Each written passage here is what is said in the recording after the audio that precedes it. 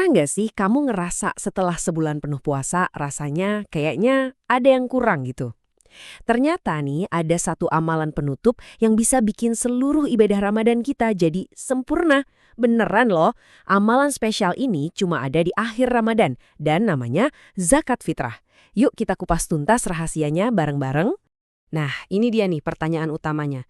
Gimana ceritanya? Satu amalan bisa jadi kayak pahlawan super dengan dua kekuatan sekaligus.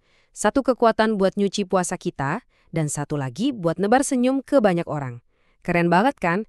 Jawabannya ada di tujuan utama zakat fitrah itu sendiri. Oke, jadi apa sih dua kekuatan super zakat fitrah itu? Ini bukan sekedar kebiasaan baik biasa loh ya, tapi ini ajaran langsung dari Nabi kita yang tujuannya itu spesial banget. Coba deh lihat ini, keren banget. Pertama, zakat fitrah itu ibaratnya kayak sabun spiritual buat puasa kita. Tugasnya ngebersihin kesalahan-kesalahan kecil, ya mungkin omongan yang nggak perlu atau perbuatan yang kurang pas. Terus yang kedua, ini tuh kayak pelukan hangat buat sesama, buat mastiin nggak ada yang kelaparan di hari kemenangan nanti. Dan ini bukan karangan loh ya, sumbernya jelas banget, langsung dari ajaran Nabi kita. Jadi ini tuh semacam misi suci gitu.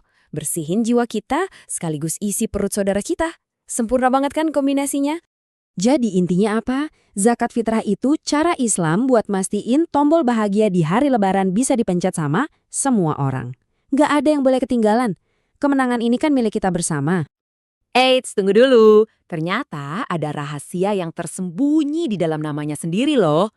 Yuk, sekarang kita coba bedah kata zakat dan fitrah buat nemuin makna yang lebih dalam lagi. Oke, pertama kata zakat. Ini bukan cuma sekedar ngasih loh, artinya itu juga membersihkan dan yang lebih keren lagi, menumbuhkan. Jadi pas kita ngeluarin zakat, harta kita itu bukannya berkurang, tapi justru kayak lagi disiram biar tumbuh lebih berkah. Persis kayak kita lagi nanen pohon kebaikan. Sekarang kita bahas bagian fitrahnya. Nah, jangan sampai ketuker sama fitri ya. Kedengarannya mirip, tapi maknanya beda tipis. Gini, fitri itu artinya kembali berbuka atau makan. Ini urusan fisik, urusan perut. Nah, kalau fitrah itu artinya kembali ke kondisi asal kita yang suci. Ini urusan jiwa. Jadi, satu buat badan, satu buat jiwa. Jadi, biar gampang, zakat al-fitri itu bisa kita sebut sebagai zakat yang bentuknya makanan. Sementara zakat al-fitrah itu nunjukin fungsi zakatnya yang bisa membersihkan jiwa kita.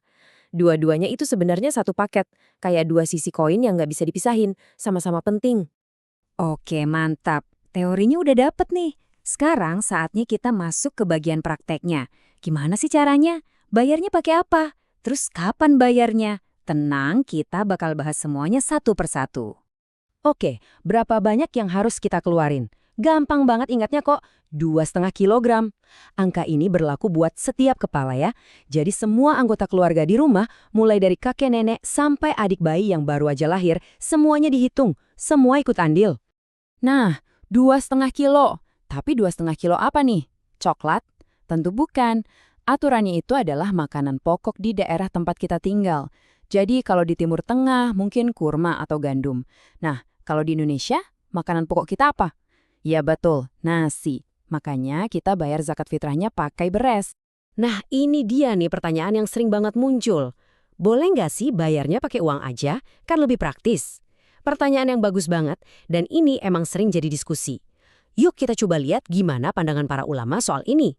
Jadi ada beberapa pandangan nih. Pandangan mayoritas ulama bilang lebih utama ya bentuknya makanan, karena tujuan awalnya memang untuk memastikan semua orang bisa makan di hari raya. Tapi ada juga pandangan lain yang ngebolehin pakai uang, karena dianggap bisa lebih fleksibel buat kebutuhan mereka.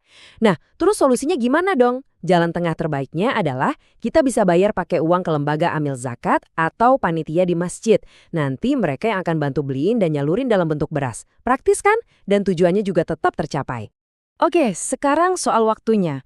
Kapan sih kita bayarnya?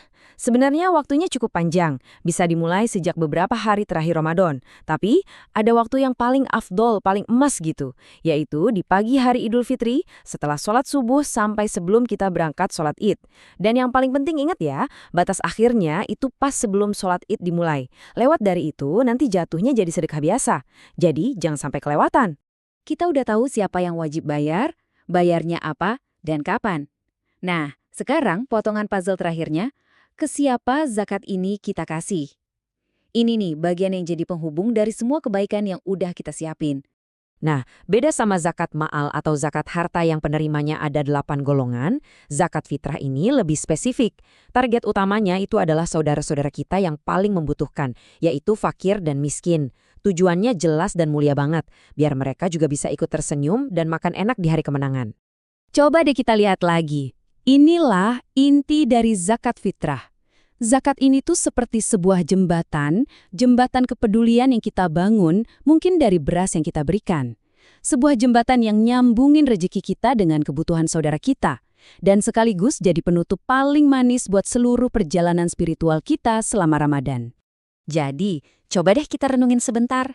Siapa yang sangka ya, 2,5 kilogram beras itu ternyata punya kekuatan sebesar ini. Bisa mengubah hari raya seseorang jadi lebih bahagia, dan di saat yang sama mengubah dan menyucikan kondisi spiritual kita sendiri. Itulah zakat fitrah, penyempurna Ramadan yang indah banget. Selamat berbagi kebahagiaan ya.